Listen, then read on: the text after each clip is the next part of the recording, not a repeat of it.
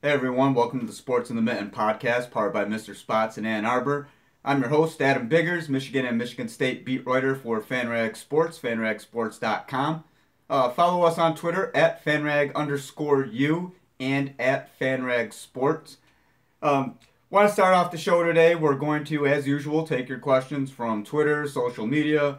I'll address a couple rumors that actually do have some legs here. I know that I caution everybody, don't always believe what you read on Twitter or see on message boards, but there are certain message boards, obviously, that have some credibility, and Chris Ballas's message board at thewolverine.com is certainly one of those. So I'll read a couple excerpts that I had, or excerpts rather, sent to me from a post today regarding a couple, sounds like injuries, maybe a couple guys banged up. Dan Cronk in here, good to see you, buddy. Hey Dan, appreciate you watching. And again, guys, we'll have some Twitter questions. We'll have some social media. Good morning, Adam. Hey, Mike Sabrowski, how you doing? I appreciate it. And actually, before we get into all that stuff, because there's some Florida news, I want to talk about Michigan running backs today. I've really been putting some thought into the running back group. There are a couple things though I do want to address today. I know that the show is pretty low tech. I know that I have to kind of come in to read your guys' comments and everything like that. I want to know what I can do to make the show better for you guys. I like the participation. That's pretty much what I gear it for, for you guys to ask questions. Not a lot of bells and whistles, but if there's anything that I can do to improve the show, I obviously want to kind of improve flow and formats. It's kind of a free-for-all right now, which is fine for me, but it's really starting to pick up, and I do want to kind of put some structure to it. So if you guys have any suggestions, tweet me at AdamBiggers81. You could tweet the podcast at MittenSportsMI, or just comment on here. Whatever you guys want to see, I want to cater the show to you. Dan Cronk, put a little maize and blue in that room of yours. I think I'm sure there's probably maize and blue in here somewhere. Dan, I'm sure. I'm wearing maize and black today. Mott Bears. I got to play middle infield yesterday with Brownie. That was pretty fun. We got our butts kicked, but our infield was really good. No errors. Brownie and I turned to double play. It was a lot of fun. So yeah. So without further ado, I guess we'll get in to the YouTube questions, the Twitter questions, and again, I wanted to talk about the running backs group. I want to talk about Ty Isaac. Chris Smith says he can't. Adam has to be objective. That is very true, Chris. That is very true. All right, guys. Last night I had a couple. Adam depart and Adam, I'm gonna butcher your name. D Bartolomo. Hopefully I said that. Any word on Hurst? Some people are talking like injury isn't minor and he's out against Florida. Now, guys, last night I didn't hear about it immediately because I had a game. When I got home, I had a couple messages, and it does sound like the buzz around Maurice Hurst that having an injury is certainly, I guess, credible. And I'm looking right now, Chris Ballas's post from the Wolverine. Again, if you guys look at message boards or anything like that, Chris's posts are pretty good. I'm gonna read from this. It says Frosh Luigi Villain went down with an apparent leg injury recently, and we've got no updates on this one yet. Like Hurst, it doesn't look good, but again, first glances can be deceiving. Redshirt junior Chase Winovich and sophomore Rashawn Gary have been, quote, banged up, but are both expected to be fine for the opener. It had gotten so bad that Hurst was even taking snaps at weak side end, the team going with a three-man front for a bit with all the depth issues. Sophomore linebacker Josh Uche has been out for some time, confirmed by sophomore safety Josh Metellus the other day.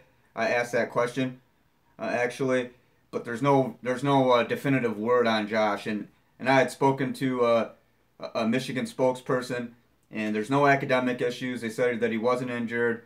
He's still part of the team, so I guess we'll wait to hear on any news on Uche. But it does sound like the injury to Mo Hurst does have there are some legs to that. It does sound like Luigi Villan also probably nicked up in some capacity too. So I can't confirm either way if Mo's going to play against Florida.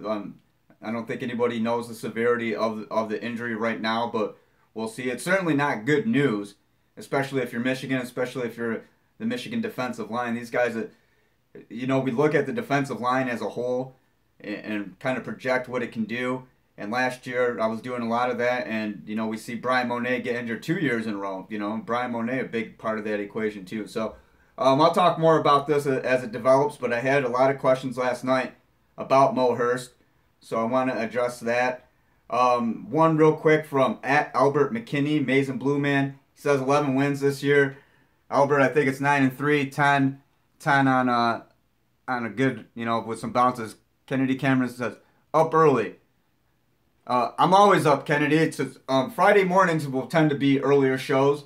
And if you guys listen to the podcast that I did previously when I had the website, sportsinthemitten.com, I try to do Friday shows like 11, 12 o'clock, somewhere in that range. So let me see if let me knock out these Twitter ones first, guys, and then I'll get to your YouTube ones, I promise. Brett Piunti, and I am pronouncing it correctly this time. Brent, let me know. Says, I firmly believe this will be UM's best O-line since the Carter era. Your thoughts?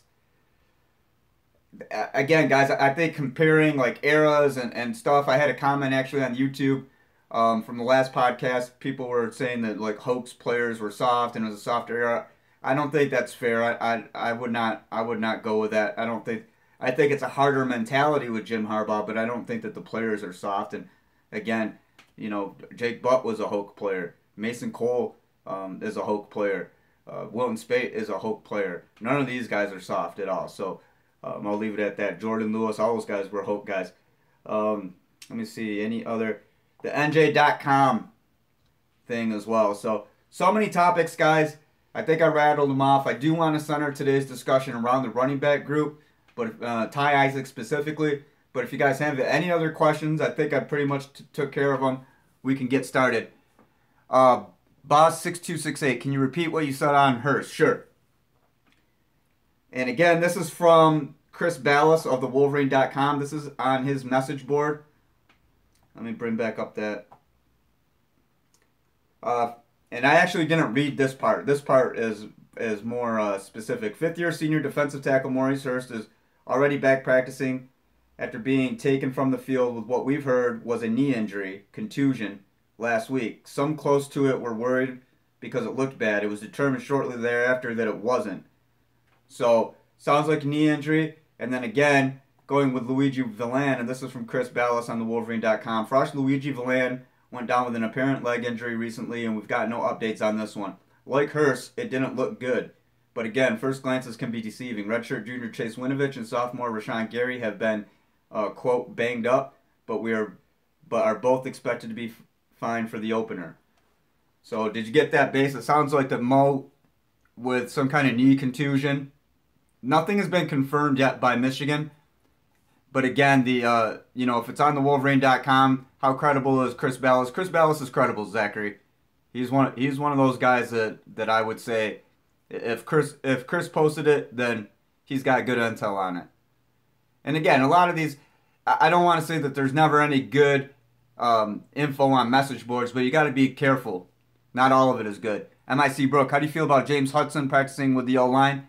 I like it, MIC. And actually, I got this question the other day from Alex Bricker at abrick75 on Twitter. He wanted to know is it more of a abundance of depth on D-line or the fact that they need help on O-line? I mean, it's probably a little bit of both, but I think that the defensive line is pretty well stacked, and moving a guy over, especially moving, I can see James outside, inside guy, especially like left side. He's 6'6", 300 pounds, left guard, left tackle. I could definitely see that happening. So to answer your question, I like it. I think Michigan's offensive line needs some help. It needs some depth. I'm not overly concerned about it because I do think, based on everything we've heard, that they're more athletic, but depth is never a problem. Wes Weber, do you think Jim McElwain messing with Harbaugh or his quarterback situation at Florida is it shaky? Okay, well, let's put it this way. In the very beginning, Jim Harbaugh said what? That it was a three-way tie, right, between Wilton, John, and Brandon. Excuse me while I take a drink of water.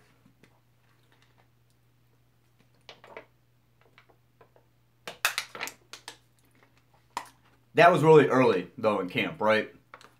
And that's coach speak. far as McElwain's concerned, I haven't had enough contact with McElwain to be able to get a read on him.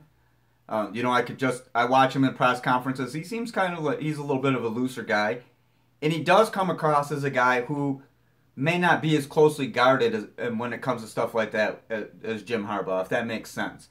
If Jim Harbaugh says he's got a three-way tie, it probably really isn't a three-way tie.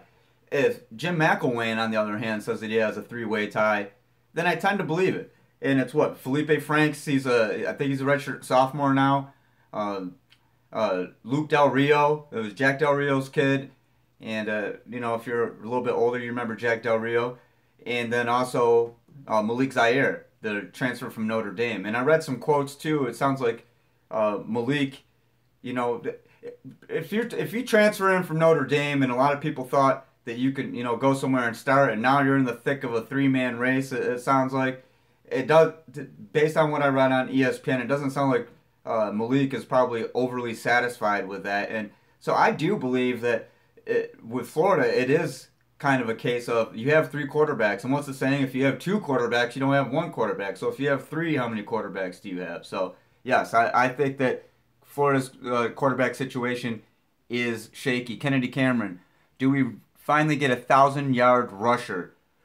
Kennedy, I've written about this before. I think Chris Evans has a potential. And again, and I'm basing it on just doing a little bit of math. Davion had, 188 carries last year for 800 and some change. Chris had, like, half of those carries and 30% fewer of the yards. Chris had, I forgot how many carries exactly he had, somewhere in the 80 range, 90 range. It was about half of what Davion had. And he ended up with 600 and some change. So I do think that Chris Evans has the potential to be a 1,000-yard back, and especially if we look at, he might rush for 500 against Rutgers. Who knows? Guys, I got to tell you, this Rutgers game, I can't wait to preview this thing. This is going to be funny. It really is. If you guys are paying attention out there, the NJ.com is not doing Rutgers any favor, and obviously it's its home media outlet. It's not there to be a cheerleader or help it, but it's not helping it right now with the FOIA and then kind of poking a little bit. I read an article yesterday off NJ.com, said that Jim Harbaugh is too busy meeting the Pope, doing stuff like that, than putting out a roster. So you can bet that that's probably been brought to his attention. You can bet that that's going to be message board material, and it'd be kind of funny if he just went out and handed rosters out ahead of the game. I heard DPJ. I'm sorry, I did not see that one. Something about DPJ. I heard DPJ has been on fire the last couple days of fall camp. Dan Cronk. Addie McKenzie, Boss 6268. What was that about? Hurst just joined. Mo Hurst, it sounds like knee contusion, Addie McKenzie, and that's according to Chris Ballas on thewolverine.com. MIC Brooke, I did not see that one right there. I'm sorry. Hey guys, let's talk about running backs for a second. Let's get some running back questions, because I want to talk about Ty Isaac. I wrote a column about Ty yesterday. That's on FanRag Sports, so check it out at FanRag_U. I tweeted it from my Twitter account at AdamBiggers81. I think, and we just talked about Chris, so that kind of got me back on that topic again. I think there is reason for some excitement around this running back group. And if you guys ask me questions, I'll tell you why. If you don't ask me questions, then I'll tell you why anyway. And I'm particularly, excited, anticipating Ty Isaac. I'm really anxious to see what Ty is going to be able to do. I think that all things considered with Ty, this being his final year, he's got stats of like 144 carries, 800 some yards, and like 8 touchdowns. And in theory, that could just be a pretty good season, one full season for a guy like Ty Isaac. And it just hasn't materialized, but I think it can. Will one or both freshmen redshirt Jake Vandermeer? Running backs? Are you talking about running backs? Kirk Taylor and Omari Samuels? I think so. Because, just say Michigan has a group of 4 right now that's ready to go. I don't imagine going 6 deep. I don't really think that there's a need to. I'd almost guarantee at least one. Well, not at least. There's only 2, so I guarantee one of them gets redshirted. But I wouldn't be surprised to see both of them, because I think Kareem Walker is going to get it. I think Kareem's going to By everything we've heard, it sounds like he's getting his stuff together. I think Kareem is going to be a factor in there. And then obviously Chris and Karan, I think, are going to be the two top, with Chris being the lead back. And then I think Ty Isaac. Ty Isaac has the potential. Depends how he plays. Maybe he's that second running back right there. But again, when you have a pecking order, Chris Evans, Karan Higdon, those guys combined for more than 1,000 yards last year and 10 touchdowns. I don't think there's a lot of worry with that top end. It's pronounced Mike Brook. Is it Mike? Well, it says M.I.C. Brook. Mike Brook. Or is that a joke about the names the other day? Either way, if you want to be called Mike, I'll call you Mike. I took care of all the questions on Twitter, guys. Running back questions. We're going on 15 minutes. I'd like to keep this one today 30 minutes. Hard 30 minutes. I'm serious. I would like to. But I really want to talk about the running backs.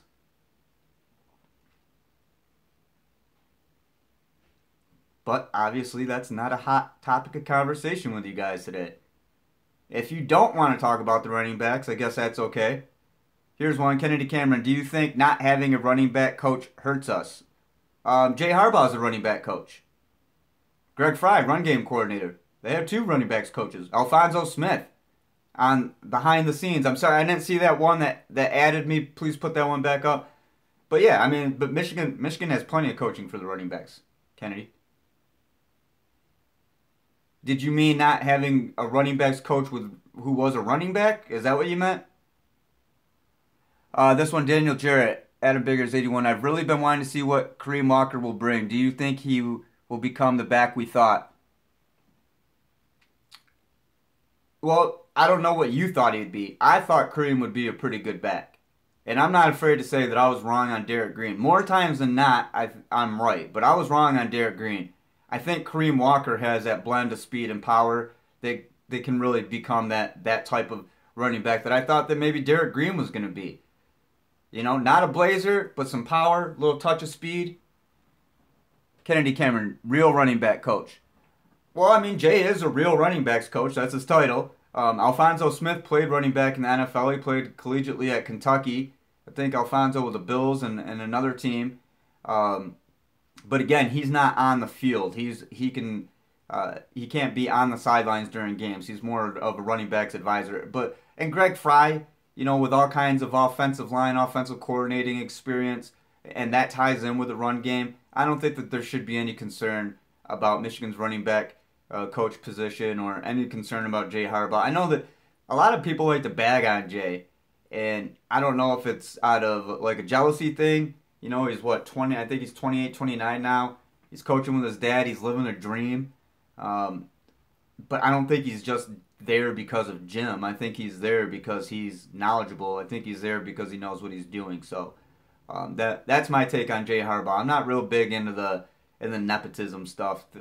You know, a lot of people like to. I got some comments about Jay on the other YouTube video. I just thought they were a little bit ridiculous. I didn't see that top one. Andrew Pearson, and they're disappearing, guys. I'm sorry. Andrew, can I see yours again? And there was one right before it I missed. I know Michigan fans know the running back situation, but do you think everyone else is kind of overlooking Karan Higdon? I feel like he's due for a huge season. No disrespect to Chris. No, I don't. Not at all. I don't think people are really overlooking Karan Higdon. But I think a lot of the topic centers around people want to know, like, who's going to be that guy, right? Who's going to be the stat guy? Who's going to be the 1,000-yard guy? I think Chris has the potential to be a 1,000-yard guy, but production doesn't always, you know, volume doesn't always mean better. I think Karan Higdon's got a shot, honestly, to be Michigan's best running back if you take into account the scenarios, things like that. Importance of the carries, you know. I mean, Chris is gonna gobble up yards against, you know, Air Force, Cincinnati, Rutgers, that kind of stuff. But Karan might be that kind. Karan doesn't shy away from contact. Jay Harbaugh was really talking about. He said he plays with a lot of natural leverage, and he's like 5'10", about $190, but he's built. He's stacked. I mean, Karan's about my height, a little bit bigger than me, and Karan's like twice as wide as me. I mean, he's a stacked guy. And I'll say this, I remember Amp Campbell, actually, great great resource of mine. Amp, a legend at Michigan State. Came back from a couple neck injuries. Just wonderful story. If you get a chance, Google my name and Amp Campbell. You'll read that stuff. But Amp is from Sarasota. He went to the same high school, Sarasota, Florida. He went to the same high school as Karan. And I remember talking to Amp last year, and he said, hey, he wishes Karan would have went to Michigan State. He's got that much respect for him, and Karan is that good of a back. So people are talking about Karan. And whether it's people from his hometown or... I've heard Karan mentioned a little bit. I know that Chris is getting most of the attention, but Karan is definitely a guy, I wouldn't say that he's overlooked, but I think that Chris Evans is pretty good, and people are really focusing on his potential. So maybe they don't always talk about Karan, but I don't think it's an overlooking thing at all. And I missed a couple of those questions, guys. And again, like I said at the top of the show, combined with the Twitter questions, these YouTube questions, my massive ADHD. I don't know if you guys have been able to tell yet, but I'm a little ADHD sometimes. I would like to kind of put together some type of format to where maybe there's a few minute intro, then I get into the questions, whatever makes it easier for you guys. I did get a comment saying something about enlarge the browser, so that way I don't have to keep looking in like this to read the comments, and you guys can tell when I shave and when I don't shave, that kind of stuff. So let me know what you want to see in terms of improvement. This question, I just got a new one from Daniel Jarrett II on Twitter. Excuse me, on Twitter at dboy214, DEEBOY214. I've really been wanting to see what Kareem Walker will bring. Do you think he will become... Oh, okay, Daniel, I think you just asked that question on YouTube. And again, guys, if I miss it on YouTube, don't be afraid to send it to me on Twitter at AdamBiggers81. Jalen Taylor says, Higdon is pretty nasty. Always has a potential to break one for big yards with his burst. Should be a great mix-up at back, and then it disappeared. But yeah, I agree with everything that you just said, Jalen. Absolutely.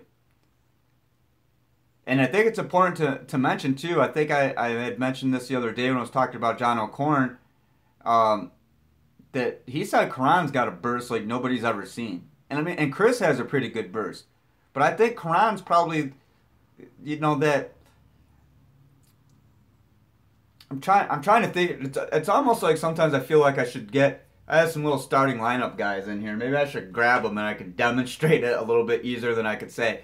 Chris is, I think, unquestionably the shiftier, faster back. But Karan is the guy who could probably do a lot of the same things and absorb contact, if that makes sense. And give it.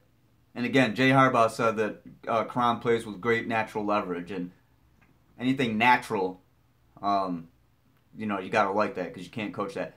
Jake Vandermeer, any of the backs in the kick return mix? Yes, Jake. Chris Evans specifically. I know that he's been back there. Jay had mentioned when we asked him about special teams, wide receivers are back there too. So Khaleke Hudson's been back there. Kennedy Cameron, hope the rotation is not like last year. Kennedy, what did you not like about the rotation last year? I thought they were pretty good. I think they scored 40 or 41 rushing touchdowns compared to like 25 the year before. Pretty good average per carry as a team. I thought the Wolverines came out too fast. The rotation came out too fast, Kennedy? Could you elaborate on that? I liked Michigan's running back rotation last year. I thought Devion, Chris, and Karan did a good job. So Kennedy, you're saying that what do you mean by it came out too fast? I'm not sure I'm following you on that one. Okay, guys, we're approaching the 25-minute mark, which means my motor mouth, that gives us enough time to answer one question. I'll try to answer a couple more questions, guys. Mike Brook, is it too early to say Omari Samuel might see some action? Mike Brook, I think Omari is a candidate for a red shirt. Then again, I said the same thing about Ambry Thomas weeks ago, and it sounds like Ambry's going to get in that mix at cornerback sooner or later, so somewhere in the secondary. Jalen Kelly-Powell, too. But with Omari, I think just due to the sheer volume of backs. I mean, like I've mentioned a couple times, Michigan's got 4 that are ready to go right now. Jalen Taylor, I think we are all hoping for a thunder and lightning from Evans and Higdon. LOL, maybe not quite that impressive, then it disappeared. I think you could get that. I think you could get thunder, lightning, landslide with Chris, Karan, Ty, and then throw Kareem in there too. Antoine Johnson, I think Hardball needs to come out more aggressive with the receiving weapons at times. He was a bit too, and then it disappeared. Conservative? Let me say that one again, Antoine. I'm sorry. These things are literally staying up for, as long as I can read them, about 2 seconds. Who was pulling ahead at right tackle? Dan Kronk wants to know. It's John Runyon or Juwan Bushell-Beatty, but I'm leaning toward John Runyon now. Initially, I thought it would be Juwan. I'm leaning toward John Runyon, and I think if Mike Onwenu is not a lock for right guard, then I think it's Juwan at right guard. Some combination thereof. If it's Juwan at right tackle and Mike is not a lock at right guard, then I think we'll see Runyon. Worried about the corners, Boss 6268. I've addressed this before. I think Mike Zordich, it was more of a rah-rah, light a fire. He mentioned he wanted the players to read the articles that were going to come out. I think it was with a purpose. I think, he knew that they were going to see this. These guys have phones. These guys have computers. So I think it was more along the lines of that, because I don't think that they were as bad. And it's important to remember, guys, they're going against really good wide receivers at the same time. Just like, week and a half, couple weeks ago, we heard Jim Harbaugh was saying nobody could stop Mo Hurst. The offensive line was getting eaten up by this defensive line. So I think that it's just one of those things where you got to consider the level of competition. What position, Kevin Grulich, what position group do you think will have the most improvement? Zachary Hamden says he thinks Zordich is just playing. I don't think Zordich was playing, but I think he was playing it up a little bit. Position group, most improvement, well, it's got to be the corners, but I think as a whole, the defensive backs, the secondary, should be okay with Josh Metellus and Tyree Kinnell back there.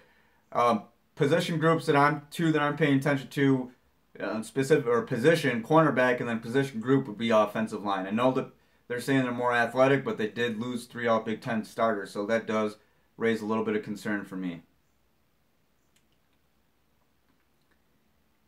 All right, guys, I'm gonna wrap it up today. Sorry to keep it a little bit short, but I do have some things to do today. There'll be an availability later today, so be sure to subscribe to my YouTube channel, watch the live streams. We'll have some players after practice.